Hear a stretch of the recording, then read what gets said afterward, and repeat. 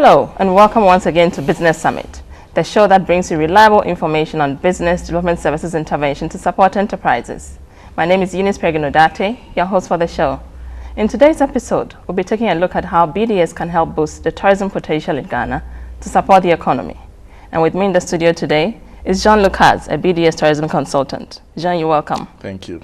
Let's take a quick breather. When we return, we'll take a better look at the subject. Please hold on.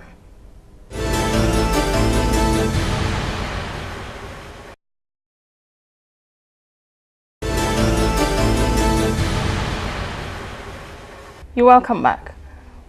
I'm here on Business Summit with Jean Lukaz, trying to take a look at how tourism, how BDS can support the tourism potential to grow further. Well, we know that the tourism industry is becoming big. It's a growing sector, and the sector is contributing substantially to the economy, we hear. Well, since you are the expert and you're here to help us in or fill us in with some information, we'd like to find out what really is the contribution of tourism to Ghana's economy, and what are some of the challenges that the sector is experiencing?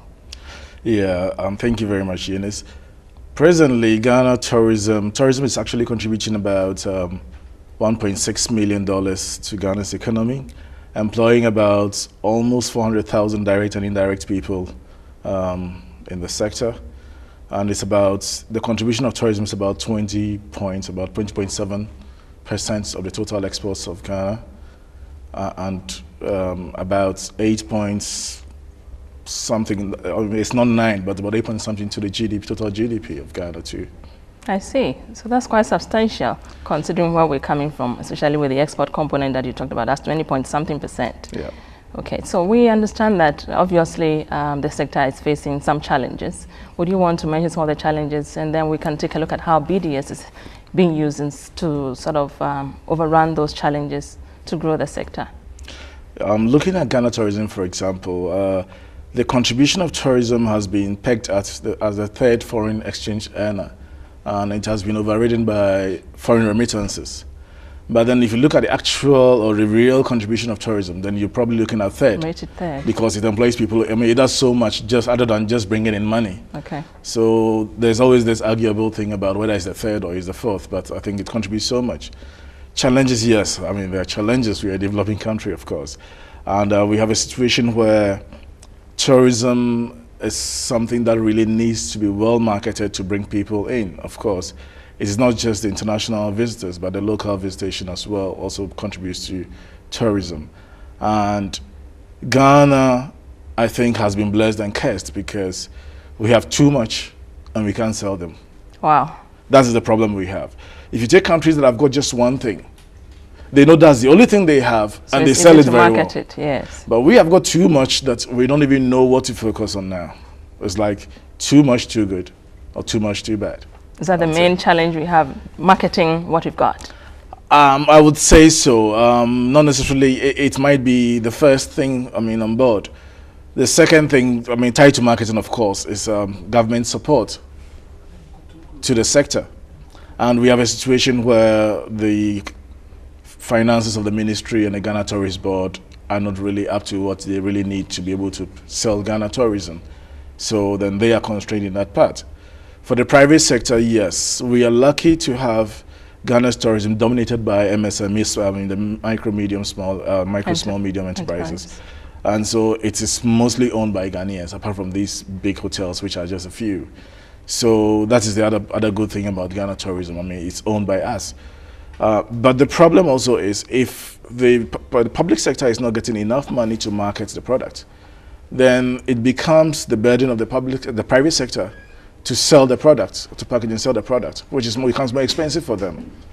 Instead of leveraging on the national marketing, they rather have to actually do the whole selling, and it's very expensive. So then they also will do the bit that will bring them quick money and forget about the rest. And then we all sitting here thinking about, yes, we have so much, but then nobody knows about that. So from what you're saying, it looks as if there's a lack of a concerted effort by the government, for example, to create the necessary environment for the private sector, mainly the MSMEs, to latch on to sort of harness whatever potential there is in terms of getting more people to patronize whatever experiences they market. I would say so. That is the biggest challenge. That is the biggest challenge of the sector. Okay, now talking about MSMEs, we all know they have different varying degrees of challenges based on whichever areas they are operating in, and for the tourism sector specifically, how it's BDS, because we're talking about BDS here, and how BDS can be utilized or is being utilized, so to speak, to support the sector, for them to be able to contribute more substantially to the economy. Already we have indicated, you know, the varying degrees of support and, the varying degrees of contributions in terms of the GDP and being rated for in foreign exchange earnings and all that.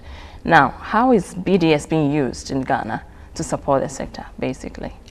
If you take BDS as an area, I would say that there have been various institutions that are really promoting BDS in Ghana. And there have been various initiatives. Now the Ministry of Trade has even got a BDS fund which is available for MSMEs to apply to.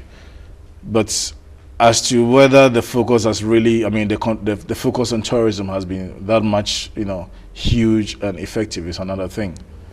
So that is mainly, BDS might be in there, but then is it really, you know, being used a lot in the tourism sector to really impact on the MSMEs? That might be another question. Issue. Okay. Now, when it comes to MSMEs, we all know that some of them lack capacity in terms of what it really takes, whether it's management capacity or marketing or whatever. What is their capacity really to, you know, help the sector grow and to more specifically bring in more revenue to participants or the private sector, the MSMEs, and what is being done to support capacity building, for instance, of operators within the tourism sector? If you look at MSMEs in the tourism sector, I would say that most of them are owner managed. Okay. So you have owner managers and just a few registered companies sort of thing. So you have management vested in the owners who have got personal interest in how the whole thing is being run. You get a situation where even as a consultant, you're hired by somebody to help them, but they have their own vision of how the business should go and not what you think will be good for them. Right. And that can be, you know, really conflicting. I mean, it can really turn into something else. In terms of support, I know that Speed Ghana, for example, does a lot in terms of BDS interventions for the sector, for market access and institutional strengthening, and a few on capacity building as well as part of the market access too. I know that happens. The tour operators, for example, have benefited quite some time from Speed Ghana, for example, for their participation in trade fairs, in the world travel market in London, in the China outbound travel and tourism market in China, in Beijing in China, and ITB in Germany. I see. So are there any returns from all these, you know, travels and experiences outside in terms of bringing in more business, so to speak? How has that impacted on the operations of the MSMEs who are participating in these fairs? That is what I see as the biggest challenge, because it is not just about supporting the MSMEs in a certain area, for example, market access, and thinking that it will work tomorrow. Because if you take trade fairs, for example, on the average, it will take about 3 years to really conclude a lead, not even a contract. Because the people need to build the trust, need to believe what you're saying, have to probably come down and experience it themselves before they can now integrate into their whole packaging and programs and all that. And if such support to the MSMEs is for 1 year or 2 years, for example, then it's completely useless. Because by that time, they would not even have realized the impact of your support. And if they don't get it continuously and they can't also fund it themselves, then it means that they have to drop it somewhere along the line, which is also a drain on their resources. Then it becomes difficult to convince them at another level to get involved again. So what you're saying is that one-off, you know, trade sessions do not really help. Exactly. You need to do it for a certain period. If you're doing it for 5 years, because in that way you can measure the impact. For trade fairs, for example, market access, for interventions in trade fairs, but trade fair participation. If it's for 1 year and for 2 years and just one time there and then leave them to continue because you think that they also have to contribute, then I'm sorry. I mean, that doesn't work. Well, we know the sector, I mean, MSMEs are always financially constrained. So what do you think should be the way forward in terms of supporting really, if we really want to support them to bring in whatever market is out there, What do you think should be the way to go? I know they are financially constrained, but I've never seen a sector too that is very, very interested in also pushing themselves. I mean, I take the tour operators, for example. They are ever ready to also contribute and go there and sell. They are always ready to contribute. I mean, for the stand space, for the acquisition of the space, I've seen them contributing towards the space when the government funds are not coming in quickly, and they have to contribute to pay so that when the money comes a year after, they get it back, and they do it. So it might be true to say that, yes, they don't want to contribute and all that, but from my experiences, they are ever willing to contribute. Just that they need to be able to foresee that it's not just a one-off thing that is going to be a waste of money for them, because then they go in this year and they're not able to go next year. Then, you know, somebody comes there next year looking for them and they are not there, and that's a complete waste of time. So the lesson that I have learned from what you said is that BDS is good, but it has to be sustained over time to be able to have the desired impact. Exactly. It's like, I mean, you are teaching them to walk, and once they start crawling, you leave them somewhere. Okay. I mean, how do you expect them to stand up, to get up? Okay. Now, you also talked about institutional strengthening. What is being done in that respect? For the institutional strengthening, I know a couple of institutions have also done a lot, not necessarily tagging it BDS, but then it's the same thing. They build the capacity of the tour operators, for example, as well. Speed Ghana did it as part of the market access, brought in consultants to really train the tour operators better in participating in trade fairs and getting the best out of it, which was very good for them.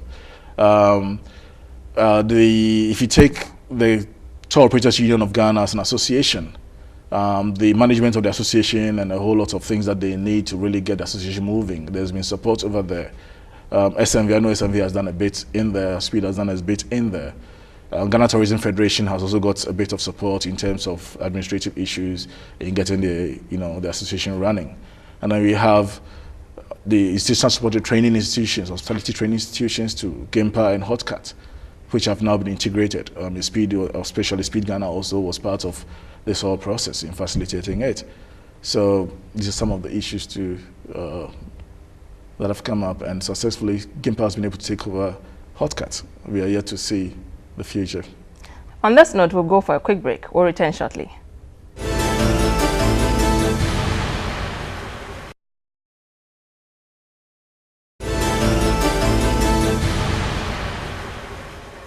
You're welcome back. You're still watching Business Summit with myself and Jean Lukaz, and we want to continue from where we stopped off. We want to look at the infrastructure we have. People keep talking about, well, Ghana is not marketing what we've got. So do we really have something to market? Yes, Ghana has got a lot to market in terms of tourism products. You can talk about attractions. It depends on how you segment the whole tourism, products anyway. Activity, tourism, adventure, cultural, you look at ecotourism. Ghana has got a lot to really sell out there. And we've got first class, attraction 1 or 2 that are really high on the mark. We have UNESCO heritage sites in Ghana, quite a number of them. Cape Coast Castle and the Mina Castles. We have Kakum National Park, which is #1 in Africa. I mean, these are things that position Ghana as, nobody has got them. If it's on the African continent, we are the only ones that have got them. There are loads more that we have, but that are not really competitive, on the African market, even though they are all here as well. But at least the ones that we've got that nobody has, those are the ones we really need to push. So what is the way to go in terms of pushing? Are we pushing the sites, or we want to push in sort of market experiences? Because we haven't seen much of experiencing tourism sites in Ghana. For example, domestic tourism. A lot of people don't know about the beautiful experiences that are bound out there. So how do we then convince other people from elsewhere to join in and experience what we have when we the people themselves haven't really experienced what is localized and what we can also benefit from? So what is happening? We need to know, because there are quite a number of MSMEs who are our main interest for this program specifically. So we want to find out what potential is really out there for prospective tourism owners to also cashing on what is available, and then for the ordinary people also to support in terms of experience and enjoy what we've got in terms of tourism. It's amazing to note that if you go to places like Kakum, Ghanaians, domestic tourism, is the highest over there. It's not the foreigners that go there most, it's Ghanaians. That's There's interesting. some places you go, Ghanaians are the ones that go there most and not the foreigners. So Ghanaians are traveling, but the whole thing is that we have not packaged the travel experience so well that people can go and spend a lot of money there. If you see any picture of Kakum, it's a canopy walkway. Yes. But if you go to Kakum, there's a picnic area, there's a restaurant, there's a museum, there's a shop. You can spend a whole day in Kakum picnicking. But nobody really sells that. It's like normally the canopy. It's just 1 hour on the canopy walkway, go on 1 hour, and then if you really didn't plan a picnic, then you drive back out there, and you literally don't spend any money there apart from paying for the canopy walkway, which is very bad. Okay. So these are some of the things, and it's good that you brought in the issue of experiences other than sites. I mean, are we selling experiences? There have been so many programs on TV on tourism, and if you can see through these programs because the host is marketing something. But the host tasting some food and saying it is good, to me, it's not convincing. And if you got a couple of young people eating and saying that it is good, it doesn't cover all the segments. You have children, you have parents, you have families, you have business people, you have the elderly, you have so many categories of people that will have different experiences on the same thing. So we need to look at the way we also... It is marketed. Exactly. So how can potential entrepreneurs and even the sector itself cashing on what is available, what is really out there, and how can potential entrepreneurs cashing on the potential of the tourism sector to make money and ultimately to support the economy? The biggest problem that has been with the tourism sector is to quantify the impact. Okay. The public and private sector have been coming together to try to do that, to present to government, to make a case for tourism and get more money for the sector for marketing and other things. Now, how do you present a case for tourism and say that tourism is bringing so much, therefore putting more money instead of education or instead of health or instead of another sector? Because definitely the money must come from another sector to support and get into tourism so that they reduce something in another area. How do you prove that? Now, the impact of tourism is direct, indirect, induced. It trickles down so much that even it goes into the agri sector. That might also reflect on the agri ministry's budget as their thing, which the tourism really cannot prove strongly. So then we have a problem making a case for tourism based on these. Now, the second issue is, yes, there's potential. But if you build at Kakum, for example, something to sell to people or whatever, can you guarantee that you're going to get the flows? Because probably you need the marketing strategy of the Ghana Tourist Board for the next 3 years to really see that there's going to be good marketing and that you are guaranteed that at least at a point you're going to get some flows. Now, if you're not guaranteed this and you build, then your investment is stuck and it will take a very long time to get what you have put in back. So ultimately, we're talking about marketing, and that seems to be the critical issue. How about advocacy in terms of trying to convince government and the powers that be to put more efforts into supporting the sector so that the returns or the potential returns that are estimated over time can be realized at one time or the other? So what is happening in terms of advocacy?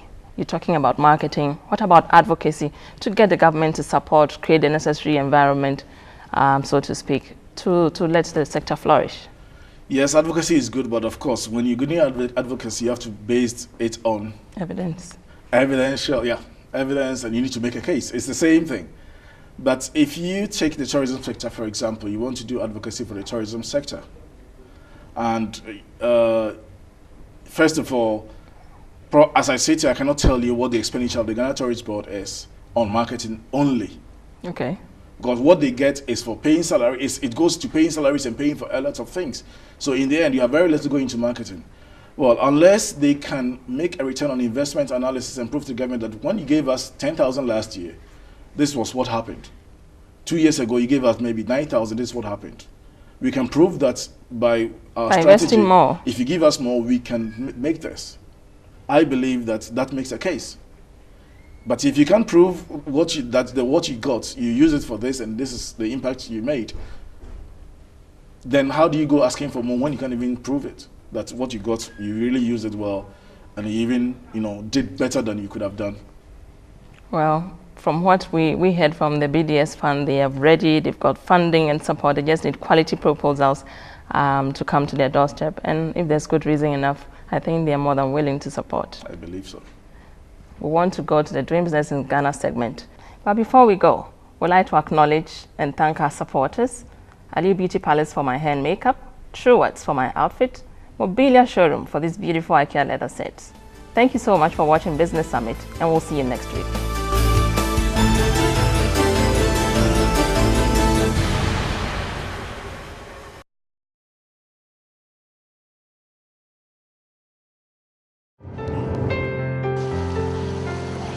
Today's EDIF export trip makes its first stop at Koforidua, the eastern regional capital, where the industrial skyline is changing with the arrival of Margrace Garments Industries Limited. The company, motivated among other things to take advantage of Ghana's certification to export duty-free and quota-free to the US under the African Growth and Opportunity Act AGOA, decided to seek EDIF assistance. In October 2003, Margrace successfully accessed a medium-term and working capital from the fund. Out of this medium-scale company has imported 100 state-of-the-art sewing machines and their accessories awaiting installation. The civil works to house the machines are going on in earnest. Between 2006 and 2010, Margrace expects to produce about 2.5 million pairs of jeans. The company will not only change the industrial skyline of Koforidua, but significantly reduce unemployment there. Our garment factory has got the capacity to employ about 600 people to start with, and about 80% will be women. And we all know the problem of AIDS. Yes, so this is something that is very good for us here in New Jabin North, that is going to help us, to generate employment for the people in this area. Apart from the production of jeans, Margrace will produce several other types of garments. 90% of garments produced will be for the export market. When everything is finished and we go into production, we're going to produce shirts, trousers, blouses, all sorts. And this one is being done under the AGOA. So we have the advantage of exporting these to the American market, and it's going to bring in a lot of foreign exchange for us and also for the country.